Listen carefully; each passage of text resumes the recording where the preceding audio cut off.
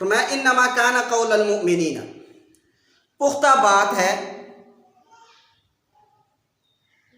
کان قول المؤمنین ہے بات ایمان والوں کی، اذا دعوا الی اللہ ورسولہ، جب ان کو بلایا جاتا ہے اللہ اور اس کے رسول کی طرف، لیحکم بینہم، تاکہ وہ فیصلہ فرما دیں ان کے درمیان، ان یقولوا، یہ کہ وہ کہتے ہیں سمعنا، ہم نے سنا، واطعنا، اور ہم نے اطاعت بھی کی، واولئک هم المفلحون، اور یہی لوگ جو ہیں وہ کامیاب ہے، کامیابی پانے والے ہیں۔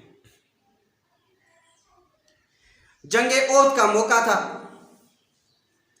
نبی صلی اللہ علیہ وسلم نے منادی کروائی، آواز لگوائی کہ جو مسلمان جس حالت میں بھی ہے وہ آ جائے۔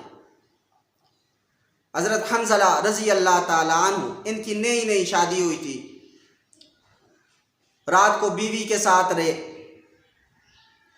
میاں بیوی آپس میں ملے تھے، ابھی غسل نہیں کیا تھا کہ یہ آواز ان کے کانوں میں پڑی۔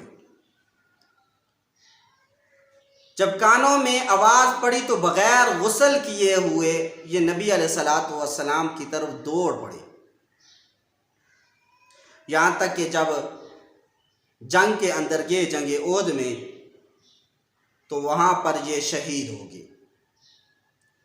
تو صحابہ نے اپنی آنکھوں سے دیکھا کہ فرشتوں نے ان کو ایک تختے پر لٹایا اور غسل ان کو کروایا۔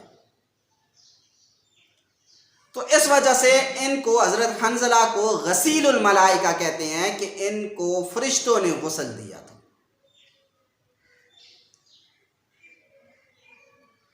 تو اس آیت کے اندر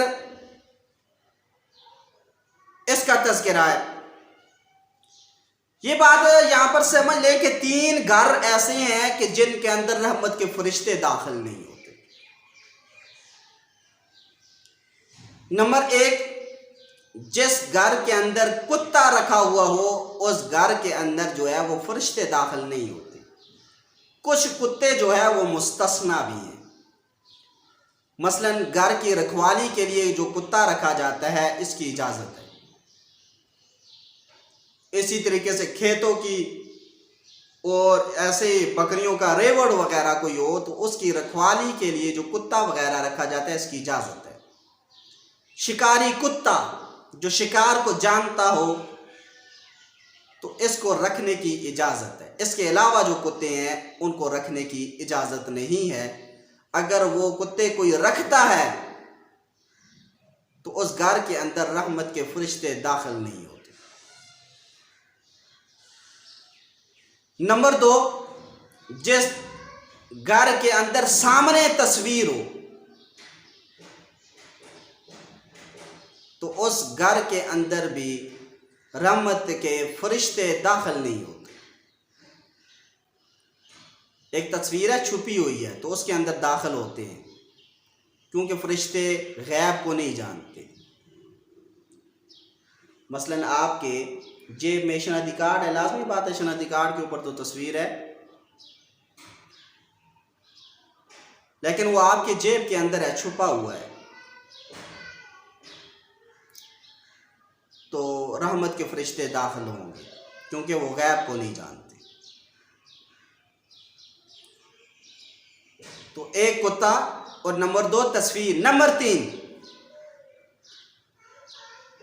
کہ میاں بیوی یہ آپس میں رات کو ملے ہوں، صحبت کی ہو، لیکن یہ غسل نہ کریں اور صبح کو یہ ویسے گھومتے پھرے، تو ایسے گھر کے اندر بھی رحمت کے فرشتے داخل نہیں ہوتے۔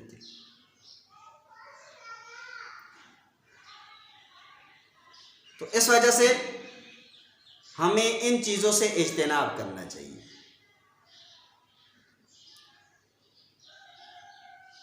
تو خیر، اس آیت کے اندر اس کا تذکرہ ہے کہ انما کان قول المؤمنین، پختہ بات ہے کہ ایمان والوں کی یہ بات ہے کہ اذا دعوا الی اللہ ورسولہ، جب ان کو پکارا جاتا ہے، بلایا جاتا ہے اللہ اور اس کے رسول کے طرف، لیحکم بینہم، تاکہ وہ ان کے درمیان فیصلہ کریں، ان یقولوا، وہ کہتے ہیں سمعنا، ہم نے سنا ہے، واطعنا، ہم نے اطاعت بھی کی ہے، وَأُولَٰئِكَ هُمُ الْمُفْلِحُونَ، یہی لوگ کامیابی پانے والے ہیں۔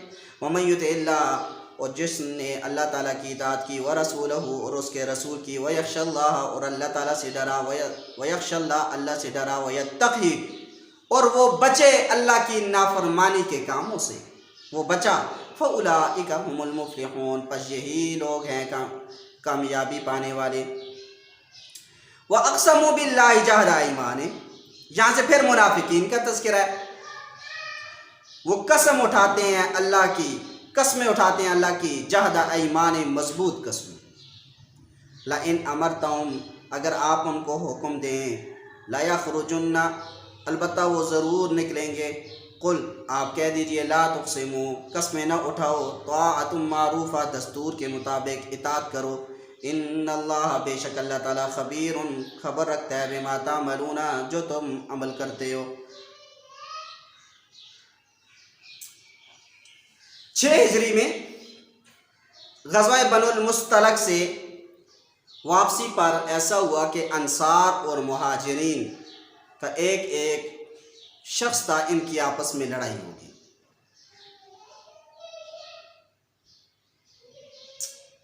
تو جو انصاری تھا اس نے نعرہ لگایا، یا للانصار، اور جو مہاجر تھا اس نے یا للمہاجرون۔ اب انصاری جمع ہو گئے علیحدہ اور مہاجر علیحدہ۔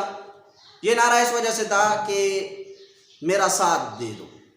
اب وہ سارے جمع ہو گئے تو نبی علیہ الصلوۃ والسلام تشریف لائے۔ نبی علیہ الصلوۃ والسلام نے فرمایا، ما بالو، لوگوں کو کیا ہو گیا ہے، دعوت جاہلیہ، یہ جاہلیت کے زمانے کے نعرے لگا رہے ہیں، اور یہ تو بدبودار نعرے ہیں۔ تو اس سفر میں عبداللہ بن ابی منافق تھا، رئیس المنافقین، ابھی جس کا میں نے اوپر تذکرہ بھی کیا ہے۔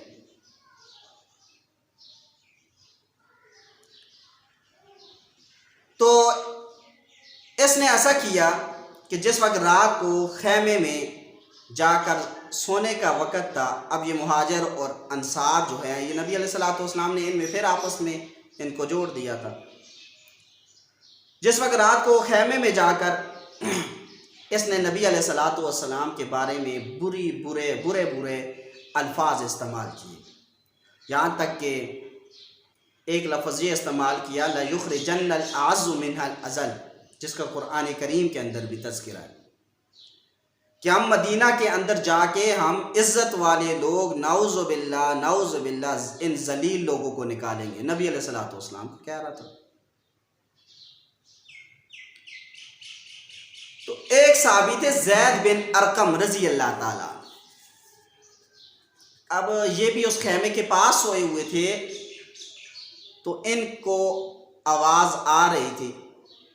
اب ایسا ہوا کہ صبح کے وقت یہ نبی علیہ الصلوۃ والسلام کی خدمت میں گئے اور فرمانے لگے، ہے اللہ کے نبی صلی اللہ علیہ وسلم، میں بات کہنا تو نہیں چاہتا، لیکن آپ کو بتا دیتا ہوں، یہ عبداللہ بن ابی جو ہے، یہ رات کو آپ کے بارے میں بڑے برے الفاظ استعمال کر رہا تھا۔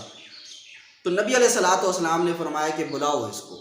اب بلایا گیا تو جب کہا گیا کہ سنا تو ایسی بات کر رہا تھا، اب یہ کہنے لگا، اوہ میں اور آپ کے بارے میں ایسی باتیں، میں تو ایسی بات کر ہی نہیں سکتا آپ کے بارے میں۔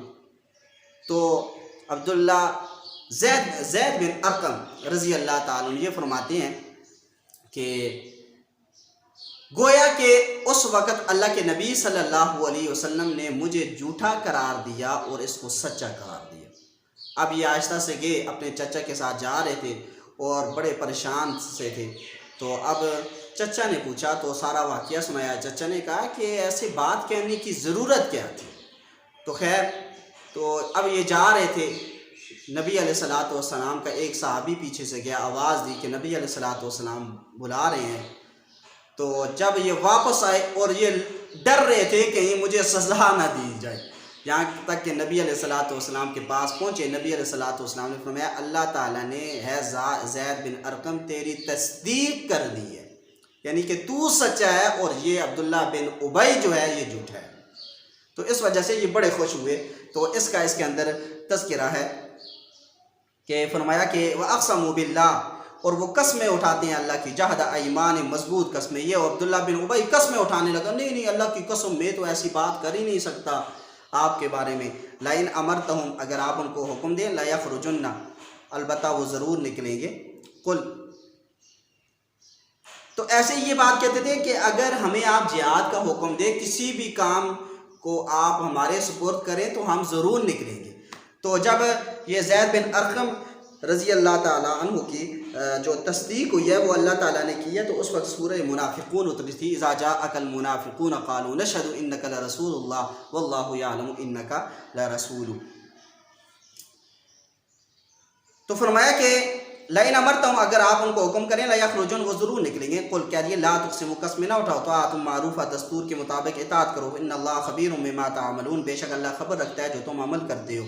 قل، کہہ دیجیے، اطیعوا اللہ واطیعوا الرسول، اللہ کی اطاعت کرو اور رسول کی اطاعت کرو. فإن تولوا، پس اگر تم نے روگردانی کی، فإنما، پس پختہ بات ہے، علیہ ما حمل، پیغمبر کے ذمے وہ چیز ہے جو اس سے اٹھوائی گئی ہے. وعلیکم، اور تمہارے ذمہ، ما وہ چیز ہے، ما حملتم، جو تمہیں اٹھوائی گئی ہے. یعنی نبی نے اپنا جواب دینا ہے اور تم نے اپنا جواب دینا ہے. وَإِن تُطِيعُوهُ، اور اگر تم اس کی اطاعت کرو گے، تہتدوا، تو ہدایت پاؤ گے. وَمَا عَلَى الرَّسُولِ، اور نہیں ہے رسول پر، إِلَّا الْبَلَاغُ الْمُبِينُ، مگر واضح طور پر پہنچانا. تو اس وجہ سے نبی کا کام صرف تبلیغ کو پہنچانا ہے، منوانا نہیں ہے. لا تسألوا عن اصحاب الجحیم، جو جہنم میں جائیں گے ان کے بارے میں نبی علیہ السلام سے سوال نہیں ہوگا کہ آپ نے جو ہے وہ ان کو بچایا کیوں نہیں ہے، جنت میں کیوں نہیں لے کے گئے. تو اس وجہ سے نبی علیہ السلام نے اپنی تبلیغ کو جو ہے وہ پہنچایا ہے. وعد اللہ الذین آمنوا، اور اللہ تعالیٰ نے وعدہ کیا ہے ان لوگوں سے، آمنوا، جو ایمان لائے، منکم، تم میں سے، وعملوا الصالحات، اور انہوں نے اچھے اعمال کیے. لیستخلفنہم فی الارض، البتہ ضرور ان کو اللہ زمین میں خلیفہ بنائے گا. کما استخلف الذین من قبلہم، جیسا کہ خلیفہ بنایا ان لوگوں کو من قبلہم، جو اس سے پہلے تھے، گزرے ہیں. وَلَيُمَكِّنَنَّ لَهُمْ، اور البتہ ضرور قدرت دے گا ان کو، دینہم الذی ارتضی لہم، ان کے اس دین کو جس کو ان کے لیے اس نے پسند کیا ہے. وَلَيُبَدِّلَنَّهُمْ، اور البتہ ضرور تبدیل کرے گا ان کو، من بعدہم، ان کے لیے، من بعد خوفہم امنا، خوف کے بعد امن کو. یعبدوننی، وہ میری عبادت کریں گے، لا یشرکون بی شیئا، میرے ساتھ کسی کو شریک نہیں ٹھہرائیں گے. ومن کفر بعد ذالک، اور جس شخص نے اس کے بعد کفر کیا، فاولئک هم الفاسقون، یا انکار کیا، فاولئک هم الفاسقون، پس یہی لوگ جو ہیں وہ فاسق ہیں. اب دیکھیں، وعد اللہ الذین آمنوا منکم، اس کے اندر خلافت راشدہ کو بیان کیا گیا کہ خلافت راشدہ جو ہے وہ خلافت جس کا قرآن کریم کی نص کے اندر تذکرہ ہے کہ وہ خلافت راشدہ 4 ہیں. حضرت ابوبکر صدیق، حضرت عمر، حضرت عثمان اور حضرت علی رضوان اللہ تعالی علیہم اجمعین. یہ خلافت راشدہ ہے. تو اس وجہ سے جب نعرہ لگتا ہے خلافت راشدہ تو حق 4 یار، جواب میں یہ کہنا چاہیے. ہم کہتے ہیں حق سارے یار، ٹھیک ہے، سارے جو ہے وہ حق ہیں، لیکن نعرے کا معنی بھی تو سمجھنا چاہیے نا کہ اس کا معنی کیا ہے. معنی اس کا یہ ہوتا ہے کہ خلافت راشدہ، کہ وہ خلافت جو علی منہاج النبوہ ہوگی، جس کا تذکرہ قرآن کی نص کے اندر موجود ہے، وہ کتنے ہیں.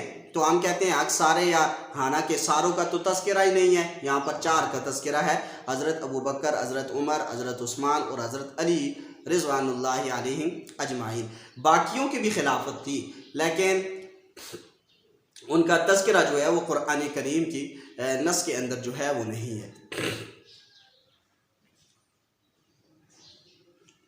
تو اس وجہ سے ہم نعروں کو بھی بعض دفعہ جو ہے وہ سمجھتے نہیں ہیں، حالانکہ ہمیں نعروں کو سمجھنا چاہیے. ایسے ہی ایک نعرہ لگتا ہے کہ نعرہ رسالت، تو بعض کہتے ہیں محمد الرسول اللہ اور بعض کہتے ہیں یا رسول اللہ.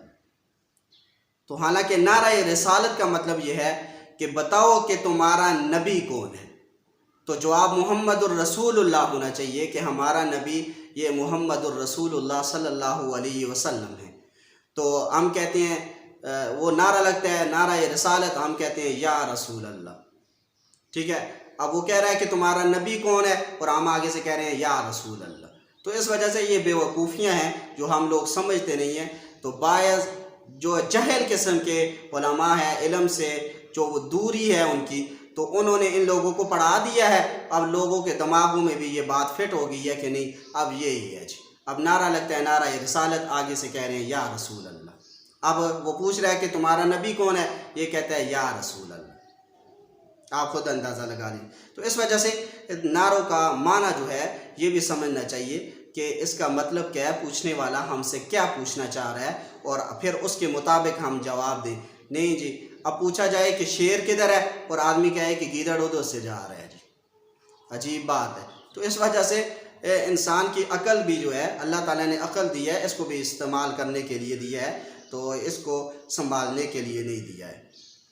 تو خیر، بات کر رہا تھا وعد اللہ الذین آمنوا منکم وعملوا الصالحات پہ، کہ اللہ تعالیٰ نے وعدہ کیا ہے ایمان والوں میں سے وہ جنہوں نے نیک اعمال کیے، اللہ تعالیٰ ان کو خلافت ضرور دے گا۔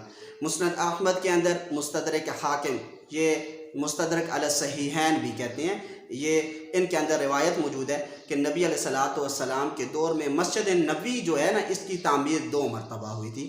ایک جس وقت نبی علیہ الصلوۃ والسلام ہجرت کر کے گئے تھے، اور ایک مرتبہ 7 ہجری میں مسجد نبوی کی دوبارہ تعمیر ہوئی تھی، اور دونوں مرتبہ یہ تعمیر کچی تھی۔ تو کیونکہ اس دور میں پکے مکان تو ہوتے نہیں تھے، تو اس وجہ سے کچی تعمیر تھی۔ تو جب یہ تعمیر ہوئی تو جس وقت اس کی مسجد نبوی کی بنیادیں نکالی گئیں، تو روایت میں ہے کہ پہلا پتھر جو ہے وہ نبی علیہ الصلوۃ والسلام نے رکھا، دوسرا پتھر حضرت ابو بکر نے رکھا، تیسرا حضرت عمر نے رکھا، چوتھا حضرت عثمان نے رکھا۔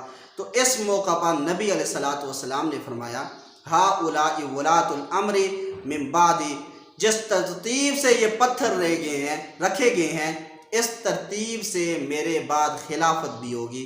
تو اس سے یوں سمجھ لیں کہ نبی علیہ الصلوۃ والسلام نے جو خلافت کی ترتیب ہے اس کو بیان کیا ہے کہ پہلا جو خلیفہ ہوگا وہ حضرت ابو بکر ہوگا، دوسرا حضرت عمر ہوگا، تیسرا حضرت عثمان ہوگا۔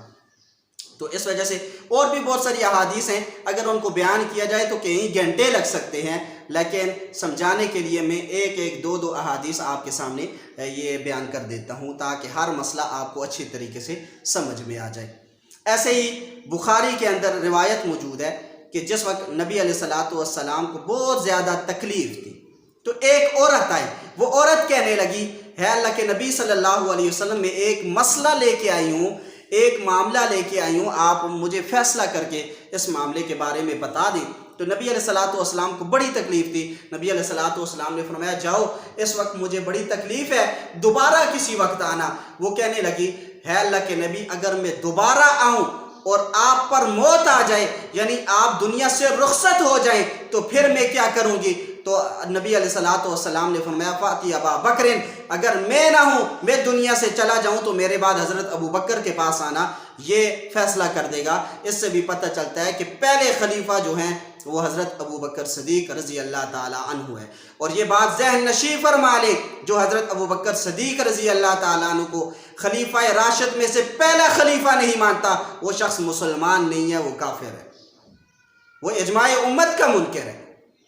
تو اس وجہ سے حضرت ابو بکر صدیق رضی اللہ تعالیٰ عنہ کی خلافت یہ اجماع امت سے بھی ثابت ہے، جیسے یہ نصوص سے ثابت ہے ایسے اجماع امت سے بھی ثابت ہے۔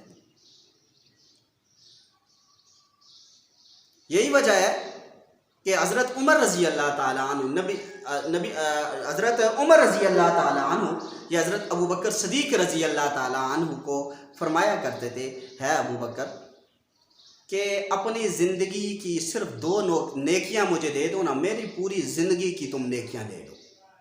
فرمایا وہ کون کون سی؟ فرمایا ایک ہجرت جس وقت کر کے آپ غار سور کے اندر گئے تھے نا نبی علیہ الصلوۃ والسلام کے ساتھ، تو 3 دن وہاں پہ آپ رپوش رہے تھے، تو ایک وہ نیکی مجھے دے دو۔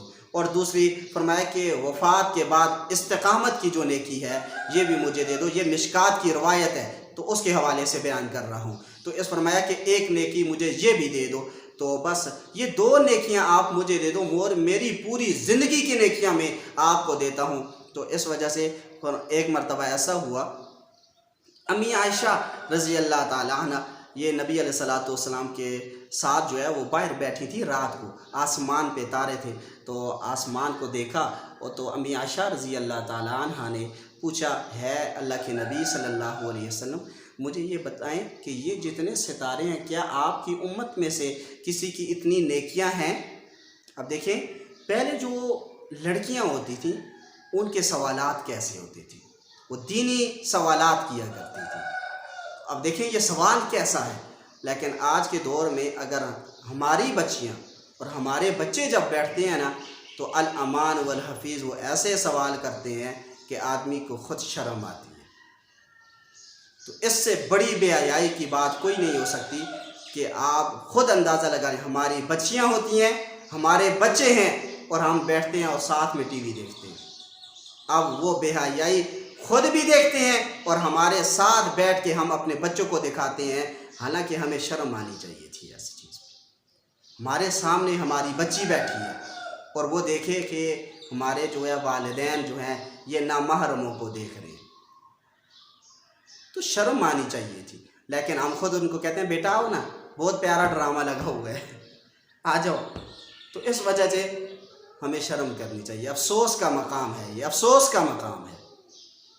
تو اس وجہ سے خدا کے لیے اپنے جو بچے ہیں، اپنی بچیاں ہیں، ان کی تربیت اچھے طریقے سے ہمیں کرنی چاہیے۔ تو ان چیزوں سے خیر بچنا چاہیے، بات لمبی ہو جاتی ہے۔ تو اس وجہ سے میں بات کر رہا تھا، امی عائشہ رضی اللہ تعالیٰ عنہ باہر بیٹھی ہیں تو پوچھا، ہے اللہ کے نبی صلی اللہ علیہ وسلم یہ جو آسمان پہ ستارے ہیں کیا اتنی نیکیاں آپ کی امت میں سے کسی بندے کی ہیں؟ اللہ کے نبی صلی اللہ علیہ وسلم نے فرمایا، ہاں حضرت عمر کی ہیں، حضرت عمر کی ہیں۔ تو امی عائشہ رضی اللہ تعالیٰ عنہ فرمانے لگی، میرے بابا جان جو ہیں ان کا کیا ہوگا؟ فرمایا، عمر کی ساری نیکیاں ایک طرف اور تیرے باپ کی ایک نیکی ایک طرف۔ اسے ابو بکر کہتے ہیں، حضرت ابو بکر صدیق رضی اللہ تعالیٰ عنہ۔ تو اس وجہ سے فضائل بہت ہیں، آدمی سنائے تو گھنٹوں گزر جائیں، لیکن کیونکہ سبق ہے تو اس وجہ سے ہم نے یہ چیزیں آپ کے سامنے ایک ایک مثال سے دو مثالیں سے میں آپ کے سامنے اس چیز کو بیان کر رہا ہوں۔ تو اس وجہ سے فرمایا کہ اس کے اندر جو خلافت ہے، خلافت راشدہ، اس کو بیان کیا گیا۔ خلافت راشدہ حق چار یار، وہ چار تھے، حضرت ابو بکر، حضرت عمر، حضرت عثمان، حضرت علی۔ تو اس وجہ سے حدیث میں بھی آتا ہے، الخلافت من بعدی 30 سنہ، خلافت میرے بعد 30 سال رہے گی، اور 30 سال جو ہیں یہ حضرت علی کے دور میں پورے ہو رہے ہیں۔ فرمایا، یعبدوننی، وہ میری عبادت کریں گے، لا یشرکون بی شیئا، میرے ساتھ کسی کو شریک نہیں ٹھہرائیں گے، ومن کفر بعد ذلک، اور جس نے انکار کیا اس کے بعد، فاولئک هم الفاسقون، پس یہی لوگ ہیں فاسق۔ واقیموا الصلاۃ، اور نماز کو قائم کریں گے، وآتوا الزکوٰۃ، زکوٰۃ کو ادا کریں گے، واطیعوا الرسول، اور رسول، واقیموا الصلاۃ، نماز کو قائم کرو، وآتوا الزکوٰۃ، زکوٰۃ کو ادا کرو، واطیعوا الرسول، اور رسول کی اطاعت کرو، لعلکم ترحمون، تاکہ تم پر رحم کر دیا جائے۔